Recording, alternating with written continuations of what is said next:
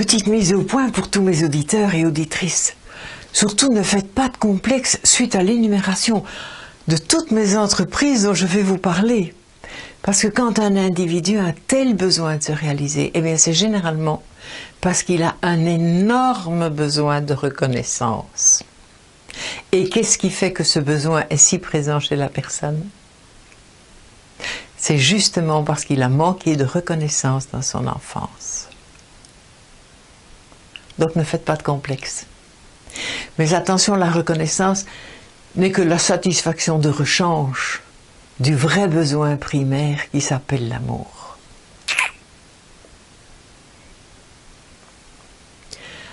Un merveilleux livre parle bien de ce syndrome. Cela s'appelle « Le drame de l'enfant doué » de Alice Miller. Eh bien oui, moi quand j'étais petite, mes parents ne me voyaient pas. D'où j'ai accumulé les bêtises pour être vue, bien sûr. Et en grandissant, j'ai accumulé les performances pour qu'ils comprennent enfin, et une fois pour toutes, que je valais la peine que l'on s'intéresse à moi. Aujourd'hui, à 73 ans, je remercie mes parents de s'être comportés de la sorte, car j'ai passé toute ma vie à m'installer des défis, de plus en plus grands, de plus en plus difficiles, de plus en plus inaccessibles. Et grâce à eux, j'ai toujours reculé mes limites. Donc j'ai eu une vie, mais d'une richesse inouïe. Alice Miller appelle ça la grandiosité. L'être grandiose est admiré partout et il en a besoin. Il ne peut pas vivre sans cela. Il doit réussir brillamment tout ce qu'il entreprend. Et il y parvient généralement parce qu'il ne s'aventure que là où il a pied. Mais la dépression le guette au moindre échec. Alors il se ressent comme le petit enfant d'autrefois face au visage de sa mère dans lequel il ne trouvait pas son propre reflet. Le succès permet de nier cette frustration de l'enfance. Mais la dépression le mène au bord de cette plaie et seul le deuil de ce qui lui a manqué quand il était petit pourrait créer la cicatrice. Mais ça, c'est l'histoire de toute une vie. On devient thérapeute pour comprendre cela et se donner la chance de sortir de cette compulsion de l'affirmation de soi, qui risque d'engendrer d'énormes dépressions quand le corps n'acceptera plus de suivre cette cadence démesurée. C'est très tard dans ma vie que j'ai découvert cette théorie d'Alice Miller. Mais au fond de moi existait cette pulsion d'être vue envers et contre tout, en bien comme en mal, dans l'extravagance ou dans la générosité. Ayant à l'époque ce besoin de grandiosité sans le savoir, je m'investissais beaucoup dans ma maison, que je voulais somptueuse. Alors je me suis mise à l'organiser, à la meubler, à l'embellir. Je suis devenue une acheteuse compulsive de l'abbé Pierre. Je visite les compagnons d'Emmaüs toutes les semaines et j'accumule les meubles que je décape, que je ponce, que je repeins, que je regarnis de velours. La lessive Saint-Marc n'a plus de secret pour moi et je me promène avec des clous de tapissier dans les poches. J'accumule aussi les bonnes adresses de tissus d'ameublement. Ben oui, vous imaginez 15 pièces de 3,50 m de hauteur, ben ça fait des kilomètres de rideaux et de double rideaux. Mais si j'ai tout ce loisir de disposer de mon temps en dehors de mes heures de cours, c'est parce que le Père Noël m'a fait un gros cadeau qui s'appelle Marie-Louise et que nous avons appelé Nénette. Elle a 60 ans. Elle a perdu une petite fille à la naissance et ne s'en est jamais remise. Alors s'occuper de ma petite à moi, ça la réjouit. Et moi, je me réjouis d'avoir découvert une fée du logis.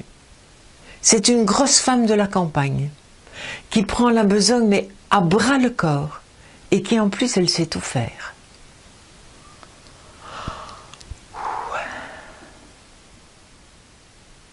Elle débarque le matin à 7h30 et je m'envole vers mon école, vers ma liberté, vers mon indépendance, vers mes collègues avec lesquels j'ai un bon contact et avec mes élèves, vers mes élèves, mais qui me manifestent beaucoup de reconnaissance.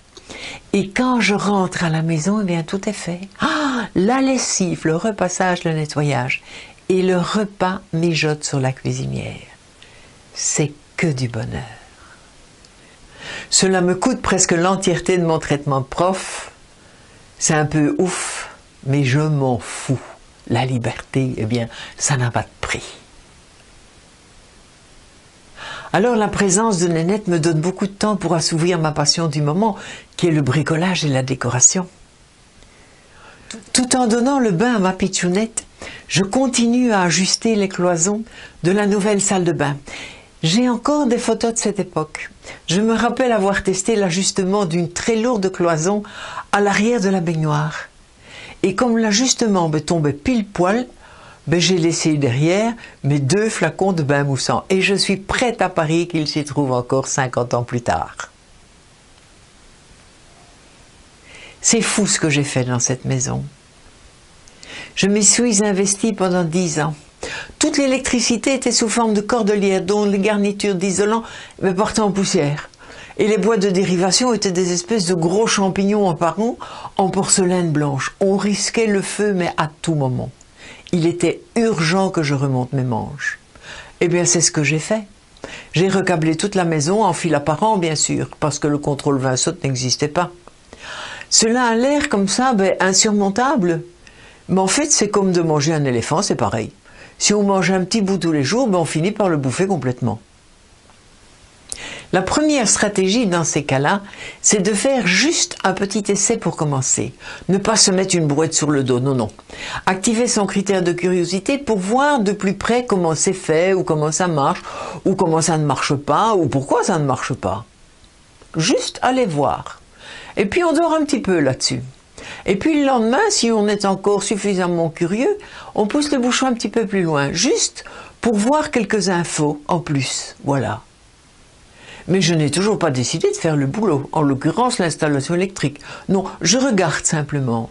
En fait, j'essaye de m'activer, j'essaye de saliver. Et comme d'information en information, on finit par comprendre le travail, eh bien cela n'a plus rien d'inconnu. Donc ça ne fait plus peur. Et alors naît à l'intérieur de nous l'envie de se mesurer à ce travail qui n'a plus rien de compliqué. Et c'est parti. Alors on trace et ça va tout seul. Mais il y a une deuxième stratégie pour bien réussir son entreprise. C'est de se projeter dans le futur tout au long du travail. Pour se faire une représentation mentale évolutive. Par exemple, tiens, comment ce sera ce soir à la fin de la journée ? Ou bien, tiens, comment ce sera samedi prochain lorsqu'on aura la visite de nos amis. Ou bien, tiens, comment ce sera dans quelques semaines quand ce sera complètement terminé. Eh bien, le fait de se projeter, ça marche. Ça donne du courage. Les gens qui stagnent et qui se découragent, c'est parce qu'ils vivent dans l'instant présent, tout en travaillant. Alors ils ne se voient pas avancer, et alors ils abandonnent. Sur 2 ou 3 années, la maison a pris un joli coup de rajeunissement. Et je commence à avoir des envies de fête. Ben oui, j'ai envie de montrer mon travail. Et comme je l'ai dit plus avant, j'ai un mari qui a besoin d'être entouré, d'avoir sa petite cour. Alors ça veut dire qu'il connaît beaucoup de monde, qu'il a beaucoup d'amis. Alors faire une fête à la maison, eh bien, c'est une véritable entreprise. Durant les premières fêtes, on invitait une vingtaine de personnes. Et 7 ans plus tard, on en invitait plus de 100. Et certains amis nous reprochaient de les avoir oubliés. Vous imaginez ? La fête annuelle se faisait au moment du carnaval pour profiter de ma semaine de congé. Durant la semaine qui précédait, eh bien, je faisais toutes les courses en commençant par les denrées non périssables. Mais par exemple, les boissons. Je remplissais 2 caddies de whisky, de gin, de rhum et autres boissons alcoolisées. Vous imaginez ? 2 caddies. Mais à l'époque, on ne buvait pratiquement pas de vin, sauf au restaurant. 2 caddies d'alcool, mais c'était l'ambiance assurée. Cela démarrait sur les chapeaux de roue et il fallait mieux inviter les voisins les plus proches, évidemment. On vivait dans l'opulence. C'était avant la crise pétrolière. On allait 2 fois en vacances au Club Med, une fois à la neige et puis une fois au soleil. On était tous dans l'énergie de la consommation à l'extrême pour créer de l'emploi, pour éviter le chômage, la fermeture des usines. Donc on avait bonne conscience en mordant dans la vie à pleines dents. Du vendredi midi au samedi midi, je préparais le buffet froid. À moi toute seule. Ben oui, j'avais l'habitude de cela. Mes parents recevaient beaucoup de monde pour leur business. Et toute jeune, je fus mise à l'épreuve dans l'organisation d'une cuisine festive. Donc cela ne me cause aucun problème de préparer un buffet d'une vingtaine de plats. Comme cette fête se passait généralement au carnaval, eh bien j'ai proposé quelquefois aux invités qu'ils se déguisent, et de préférence en déguisement ridicule. Pourquoi? Ben parce que ça met tout le monde à l'aise, et très vite même les gens qui ne se connaissent pas, eh bien ils finissent par se tutoyer. Rencontrer des gens pour faire la fête et guindailler, même si cela ne sert à rien, et que cela ne fait pas d'aborder la planète d'intelligence, cela permet de tisser des liens même futiles. En analyse transactionnelle, ce genre de communication s'appelle le passe-temps. Et c'est beaucoup plus instructif qu'il n'y paraît. Imaginez-vous dans une fête costumée. Le choix de votre déguisement aura déjà un impact immédiat sur l'image que vous voulez donner de vous. Il aura un impact immédiat sur votre comportement qui aura tendance à se synchroniser à votre aspect extérieur. Vous risquez même de vous confondre avec le personnage. Et même de vous approprier son langage et ses émotions. C'est surprenant, vous savez. Un de mes amis qui fait du cinéma m'a raconté qu'un jour, lors d'un tournage qui se faisait en Suisse, où il était figurant dans une bataille en costume militaire, il s'est aperçu qu'au bout du 3e jour de tournage, eh bien, durant la pause de midi, les gradés mangeaient ensemble et les troupiers mangeaient entre eux. Alors si vous connaissez quelque chose de plus con que ça, faites-le moi savoir.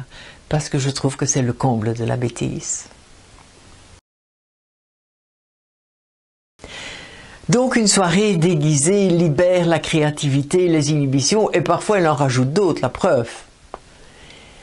Mais vous est-il déjà arrivé de vous retrouver 5 ou 10 ans plus tard en face d'une personne qui faisait partie d'une même fête?